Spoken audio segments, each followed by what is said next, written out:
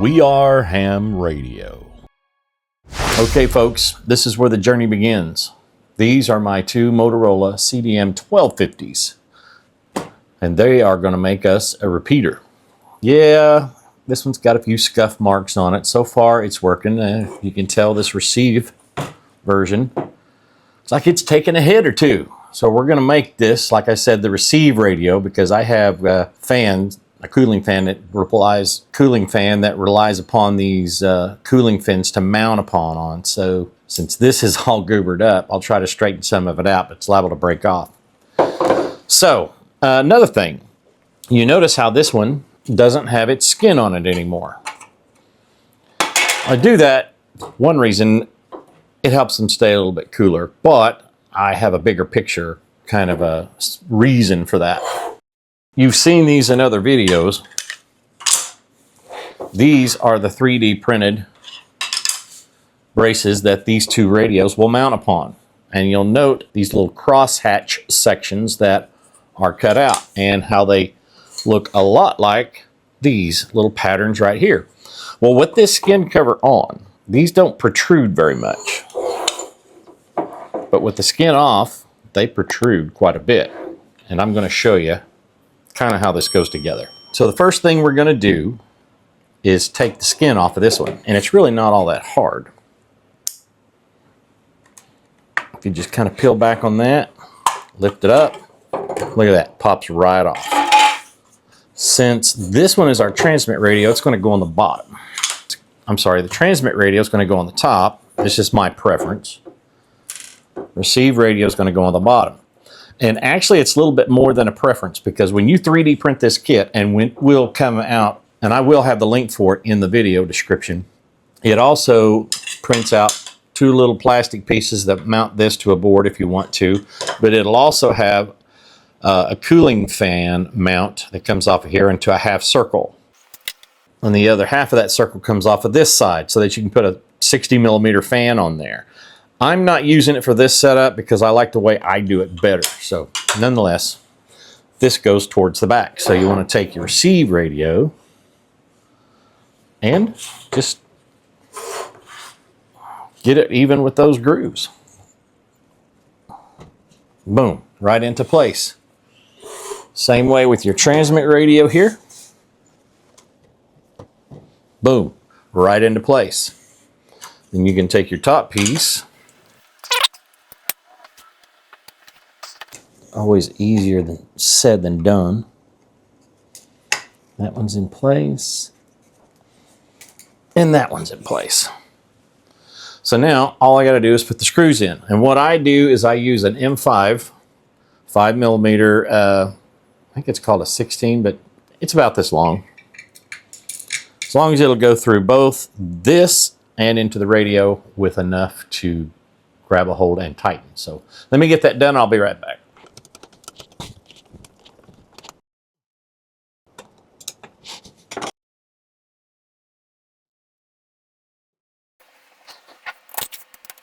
And that's right, this one has cross-threaded, I believe. So I'm going to have to figure a workaround for it. I may have to get a thread tap to that one and straighten it back out again. But this one up here will help hold things together. So then you can just take it, set it up, and you've got a perfectly balanced little deal. So what I also do on top of that, what I normally do on top of that is take a piece of PVC or a piece of wood. This one's too small, and it's actually, I'm just going to use a bigger piece of wood that's going to come this far and probably out again this far, and you screw them into place, some nice wood screws into this 3D printed material. I think this is PET G, I'm not sure. But nonetheless, it gives you this nice workable surface like you've seen in the other video. So we'll get to that part as we progress. But so far, this is what we've got. And we've just started. I've already programmed these radios because I covered that in another video. Those were CDM 750s. These are CDM 1250s, and the only real difference is you get a few more options plus a nice display screen. This is where it all starts. So let's continue on to step 2. Welcome back, everybody. It's Freddie Mac, your ham radio Crusader, and the repeater build has started, and I wanted to give you guys kind of an update. I don't have all my parts yet, so a little bit of it's just prototyped together, but it's working. Let's take a look. Well, welcome back, everybody. It's a different day, and progress has been made. So I just want to get you included in this step. I have since taken these accessory connector kits that I got from the gentleman off eBay. All this will be linked in the description. And I did my 3 on the transmitter, my 3 on the receiver. PTT, audio in, ground. COS, audio out, ground. So I've got the antenna hooked up to a dummy load. And yes, my power wires on my radios are a little jank because my official connectors aren't in yet. This one's technically official, and this was way from official. But it gets power nonetheless. But look what I've got it wired up to. Yeah, here they are together. Yes, this is going to be a GMRS repeater, but repeaters are repeaters are repeater, right? As long as it's conventional. But I had 2 Motorola CDM 1250s laying around. One of them is narrow banded, so it's very good for GMRS. And the other one is a little more wide banded, but they're pretty close and similar in looks. And it all comes down here to this Raspberry Pi that I got running. But what am I using for a sound fob to control this? Well, you might recognize it. Yeah, and yeah, it's a little crooked because my soldering wasn't on point this time, but this is the T0ADS DI with the 6-pin mini DIN Daughterboard on top of it. And yeah, I think it works pretty good myself. Okay, and I've got the echo mode enabled on the controller. I'm using HamVoIP software for a controller. It won't be connected to the internet since it's GMRS. I'm going to use it for a controller and to be able to enable it, disable it remotely, which is well within the FCC regulations. Let's try out the echo mode on this so that we can see what it sounds like. WRUT 923. WRUT 923. I'm telling you, it just works. The T0ADS DI and the T0ADS DI-6 Daughterboard, you can make it look a lot better than I did. But dude, it just works. Sounds great. So this is what we got going on. More to come. Okay, just so we're all on the same page, this is the fan mount that I was talking to you about. And this is what we want to make sure we do. I know this isn't going to fit, but the board that will, I need it to be able to clear over the top of that because the fan that goes on this will be flush with these edges, so it's not going to protrude above it.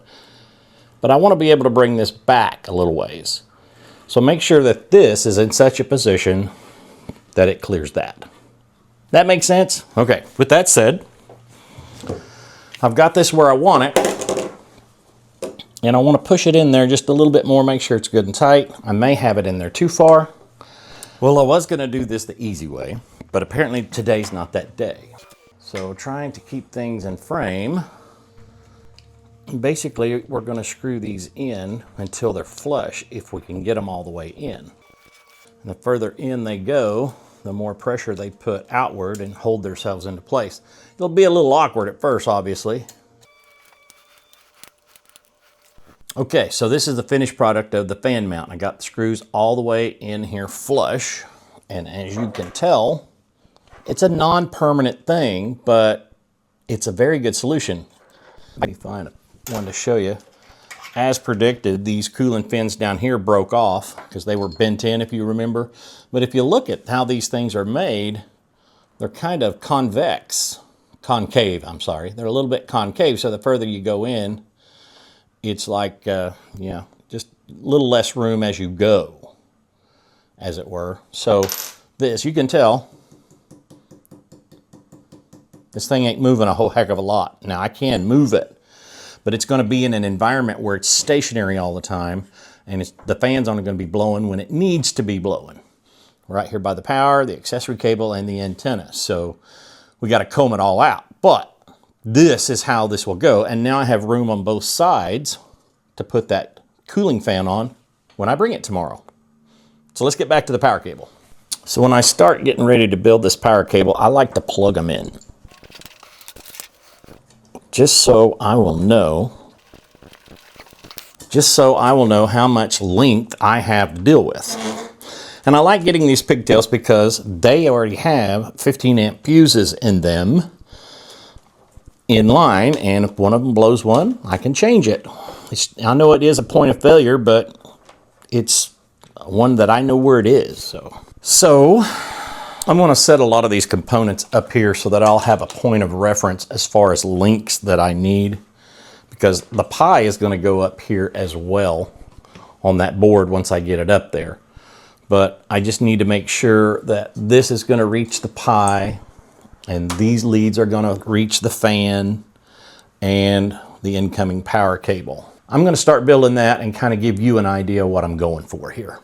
Okay, we've got our cooling fan here, and I've already powered it on. It's a 12 volt, quarter amp, 5600 RPMs, and the wind blows this way. Now, there's two schools of thought on that. You can blow cool air into the fins or pull it out. I prefer to blow them in. That's just how I roll. So these fans, which will be linked in the description, you don't have to use these fans. You don't have to use this mount. This is just the one that I use.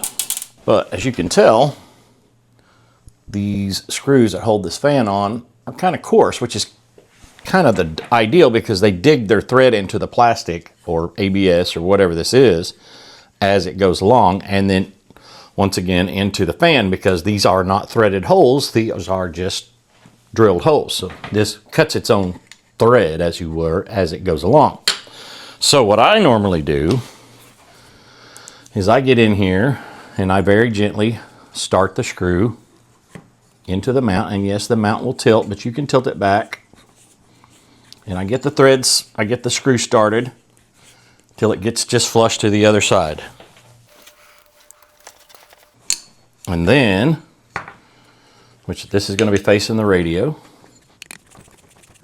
I can get that in there and make sure it's hitting the hole, which it doesn't always on the first try. Yeah, there we go. It starts cutting into the plastic and holding it into place. And we got to do the same thing for the bottom too. So I'm going to take it out of the mount to finish those two, just so I have a little room to work.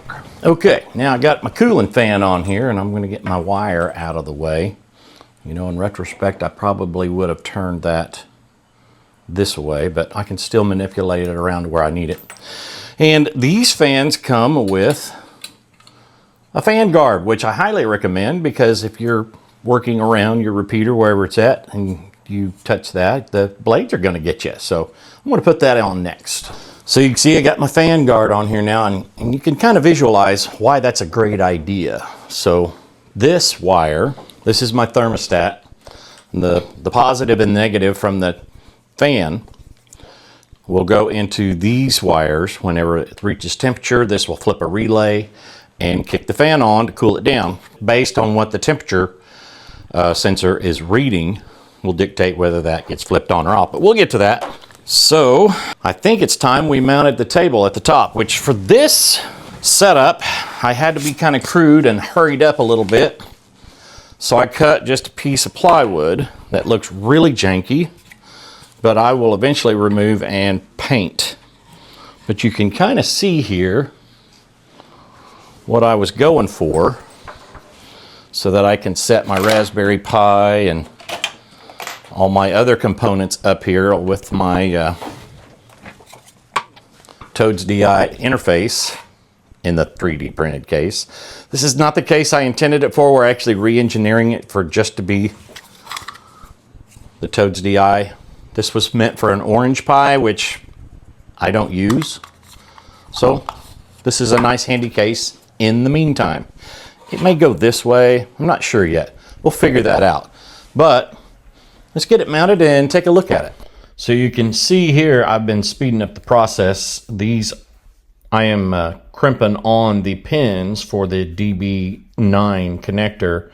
I'm going to put, it's a male connector, on the other end of the 16-pin Motorola accessory cable, so that these two cables can be built into one connector. I take the ground and put it together and carefully crimp one pin onto those two conductors, and then very carefully make notes of each one as I insert them as to what colors and what pin hole and what its function is.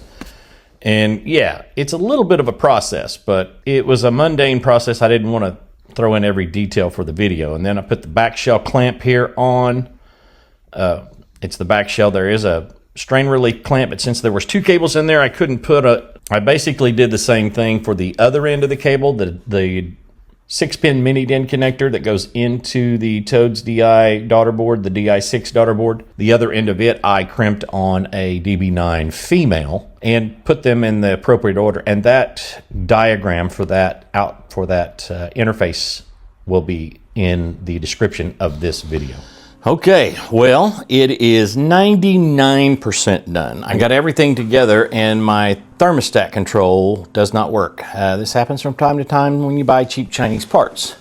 But it's a cheap enough Chinese part that I really don't mind getting them because they work. So I left it in place so that I have the links all where I need them for the wires when I get the new one.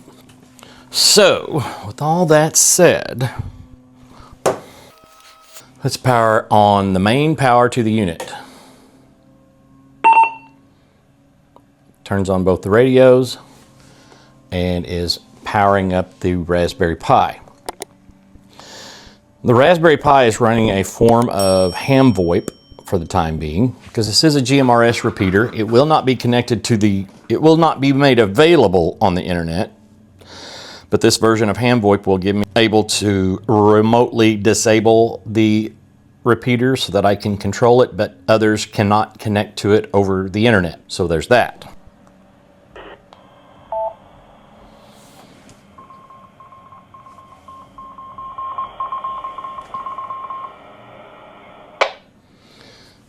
It's running on a dummy load right now with no receive antenna, so it's got little squabblies in there, but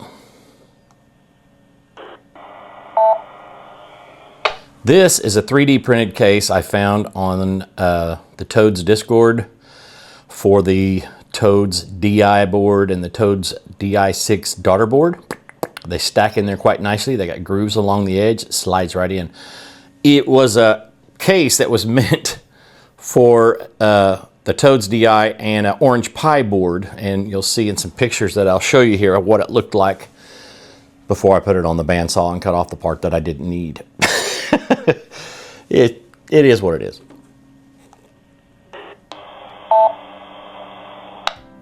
So, we'll do a little walk around here. It is still connected to power.